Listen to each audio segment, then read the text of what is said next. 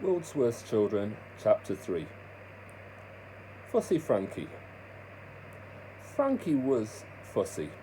The little boy refused to eat any fruit or vegetables whatsoever. If any found their way onto his dinner plate, he would get rid of them immediately. Brussels sprouts would be flicked across the kitchen. Broccoli would be flung over his shoulder. Tomatoes would be splattered on the ceiling. Aubergines would be thrown back at whoever had the misfortune of serving them. Rhubarb was the boy's absolute worst nightmare. Like a lot of fussy eaters, he'd never actually tasted food he hated the most. But to Frankie, it looked and smelled yucksome. Whenever he came face to face with a piece of rhubarb, he took great pleasure in flushing it down the toilet. "Goodbye, ranky-danky rhubarb. Good riddance. Ha ha," the boy would say as he watched it swirl down the pan. Every morning at breakfast time in the kitchen, Frankie's mum would plead with him, "You need to eat your 5 a day, Frankie." The pair lived in a little house on the far side of town. Casting a shadow over the family home was a huge nuclear power station that glowed in the dark and hummed all day and night. "Ma, I do get my 5 a day," snapped the boy. "Crisps, biscuits, chocolate, cake, and biscuits." "You counted biscuits twice." "That's because I have 2 packets a day. Duh." Frankie's daily menu looked like this. Breakfast, a bowl of crisps with ice cream on top. Mid-morning snack, sweets sprinkled with sugar. Lunch, main course, a packet of chocolate biscuits dipped in chocolate sauce. And for pudding, a deep-fried cake. Afternoon tea, a packet of double chocolate biscuits washed down with a glass of treacle. Dinner main course, a chocolate egg on a bed of crisps. Pudding, a block of fudge smothered in fudge sauce. Bedtime snack, a bag of toffees to chew on. The boy's mum was sick with worry about her son because of his terrible diet. Frankie was becoming bigger, paler, and spottier by the day, so Mum had decided to create a food revolution in her house. Her son was going to eat fresh fruit and vegetable at every meal, whether he liked it or not. "I'm starving. What's for brekkie, Ma? If it's not chocolate, then I am putting myself up for adoption." "It's better than chocolate. Just you wait and see." The lady then whisked out a plate and she'd been hiding under a tea towel. "Ta-da!" she exclaimed excitedly. "What's this, Ma?" Frankie demanded. "It's grapefruit." "Oh, what fruit?" "A grapefruit. It's really delicious. Have a try." Frankie looked at the thing with contempt. He leaned his face down and took a sniff of it. "Ugh, it's pongy. It smells fresh. It smells disgusting. I ain't eating that, you cruel old hagwitch. Give me some chocolate now." The lady was hurt by her son's outburst but tried to stay strong. "No," she replied. Frankie couldn't believe his ears. "What do you mean, no? I want chocolate." "No, Frankie. Grapefruits are yummy, I promise you. They taste sweet, just like a sweet. Come on, now, be a good boy." The lady tried to feed her son a segment with a spoon as if he was a baby. He struggled for a while, but Mum preserved, and eventually got the piece of fruit in her son's mouth. As soon as she had, he spat it back at her. Splat! It hit the boy's mum right on the nose. "Ugh!" screamed Frankie. "That tasted like pukey plops." As the poor lady peeled the piece of grapefruit from her nose, she realized she might have to try different approach with her son. Bribery. "Look, Frankie," she began. "If you eat the grapefruit, you can have 1 square of chocolate from this giant bar here." Mum always had a giant bar of chocolate on standby in case her son became angry. The boy was craving chocolate. He hadn't had any for a matter of hours. However, there was no way he was going to eat that yucky mucky fruit thingamy. Whatever it was called, a wicked plan crossed his mind. "All right, Ma. You are right. I should have me 5 a day. I'll eat it." "Good boy," exclaimed Mum. "Oh, Frankie, I'm so pleased. Go ahead." "Nah," he snapped. "You need to get the chocolate out first." Yes, of course." As soon as Mum had turned round, Frankie picked up the grapefruit, hurled it out the window. Whoosh! It flew right at the nuclear power station. The grapefruit must have hit something as the lights on the power station flickered for a moment. Mum then turned back with her square of chocolate in her hand. "You finished it?" "Yeah, Ma," lied Frankie. The lady inspected the bowl. "You ate the skin as well." "Did I?" "Yes, it's very tough. The skin of a grapefruit." "Yes, well, that's the best bit, Ma. Now give me that chocolate now."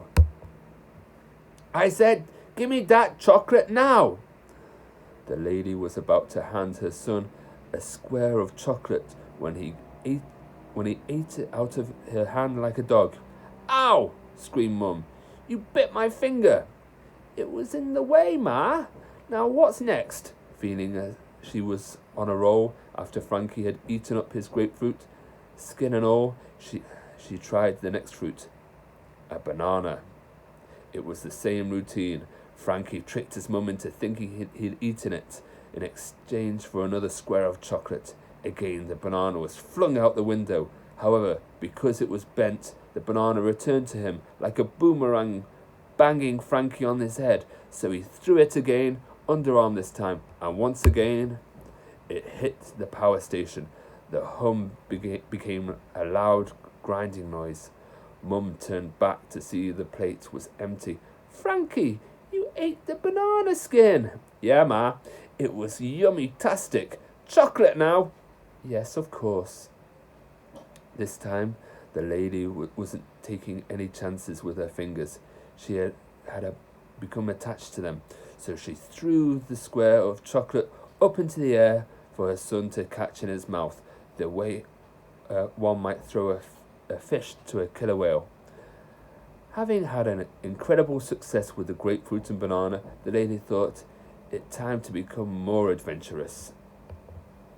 So this morning's breakfast was to be rounded off with an exotic fruit, a pineapple.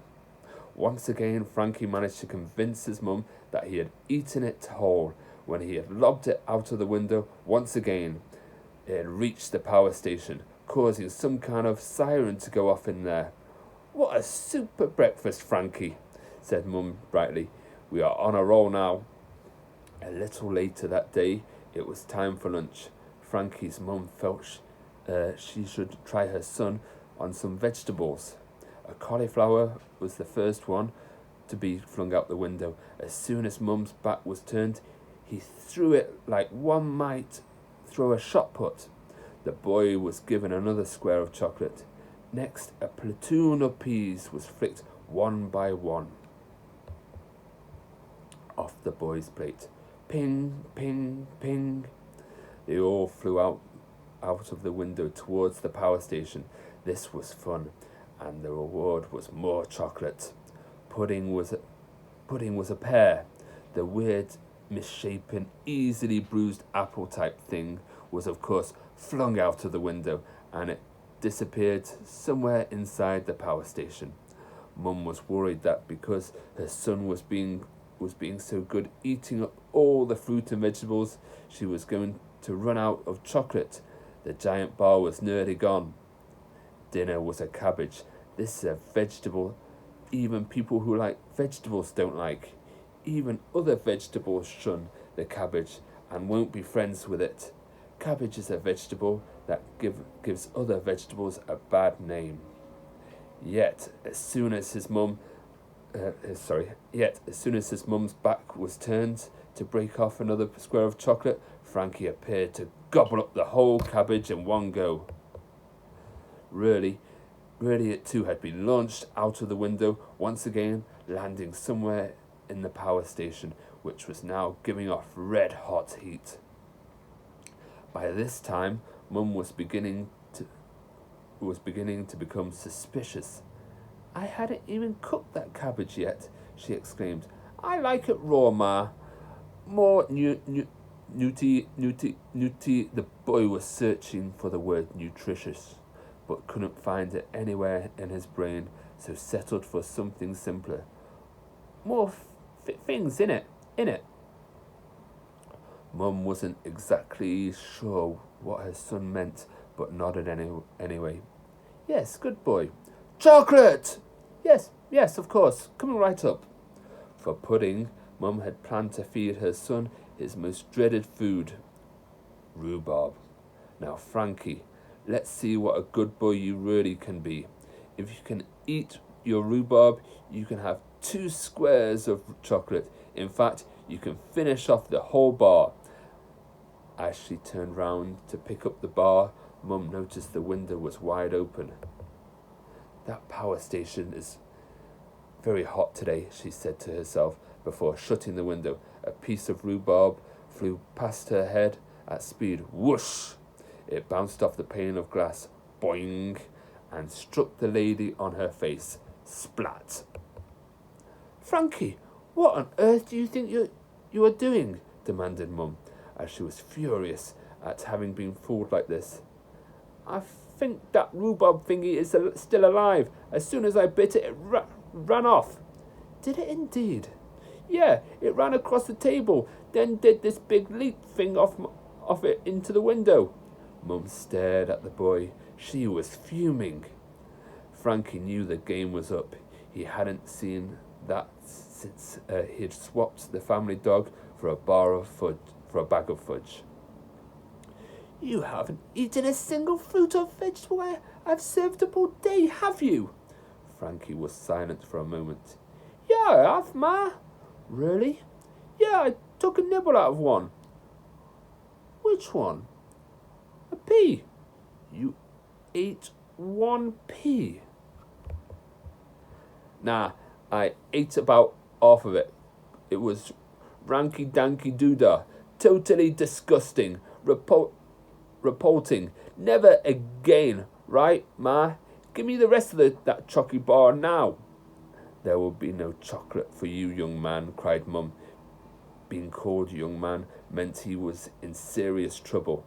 "Now, you get off to bed at once." "But, Ma..." "Bed!" Frankie shrugged and sloped off upstairs to his bedroom. He muttered something about not caring, but he did really. Nobody wanted to go to bed at 6 o'clock. Even babies were allowed to stay up later than that. Frankie harumphed to himself as he slumped down on his bed. He stared out the window. It was still light. Something strange was going on at the nuclear power station. Red lights were flashing everywhere, and workers were running around in what looked like a panic. "Bed! Now!" shouted Mum from the boy's bedroom door. As he slid under the covers, she drew the curtains. Tomorrow we are going to have to start all over again." "What?" "Guess what's for breakfast?" "Dunno. Something vomititious and all fruity vegetably, I bet." "You are dead right, young man. Rhubarb." "Ah!" the boy bawled. "Yes, rhubarb for breakfast." With that, Mum stormed out the boy's bedroom, dramatically slamming the door as she did so. Bang! The lady then had her sit down in the darkened room. She couldn't remember ever being so angry. That night, Frankie found it hard to sleep. The thought of having to eat rhubarb for breakfast made his stomach turn. He tossed and turned for hours before finally drifting off. Zoom, zoom. The sound of something tapping on the window woke him. Tap, tap. Frankie's eyes opened in terror. What? Was this one of those dreams where you dream you are awake? Tap, tap. There it was again. Tap, tap. Again. The boy was shaking with fear. Who or what was out there? His bedroom was on the top floor of his house. It was too high too high up for anyone to reach. Tap, tap. There was one thing for it. Frankie would have to peek out of the window. He slid out of bed quietly as he could and pulled the curtain back the tiniest bit. Ah! Screamed the boy. Outside was some kind of monster. It looked like a cabbage, but was about 1,000 times the size and was glowing a luminous green colour. It tapped on the window with its leafy hand. Tap, tap. As it wasn't going away, Frankie slowly opened the curtain. What was this creature? A giant alien plant from outer space? Frankie! It boomed. The thing knew his name. Yeah? He stammered. Frankie, the fussiest child in the world. I guess so. Who are you? I am the cabbage you so cruelly threw out of the window. Yes, we fruits and vegetables do have feelings, you know. Why are you all big and talking? You threw me so high, I went to the chimney of the power station and ended up in the nuclear reactor. What? The boy couldn't believe his ears. Behind the giant cabbage, Frankie could see that smoke was billowing from the power station. It was clear the place was going into meltdown. Now, it's time to get my revenge. If you won't eat me, I will eat you. With that, the cabbage's leafy hand smashed through the window and grabbed the boy by the arm. Ow! He screamed. Frankie wrestled free and rushed out of his bedroom. He raced down the stairs and out into the street. He ran as fast as his legs could carry him. Soon he was out of breath and had a stitch. A diet of cake, crisps, biscuits and chocolate had left the boy unfit. Limping down the road, Frankie didn't dare look back. Behind him, he could hear a thumping sound, and after a few more steps, the boy couldn't help himself. He just had to look back. At the front was the giant glowing cabbage. Get him! It boomed as it bounced along. Behind the cabbage was a huge glowing white and green thing. It was hopping down the road. Nasty little runt, it shouted. Let's digest him slowly, make him suffer. Next to the humongous cauliflower were 100 bouncing green spheres. They were about the size of beach balls. Frankie realized these must be the peas that he had flicked out the window. The peas seemed to be crying. I can't believe he did this to us, one said, fighting back the tears. Everyone likes peas. I don't. Peas are putastic, shouted Frankie. Let's teach him a lesson, cried another pea. Yes, shouted a chorus of them.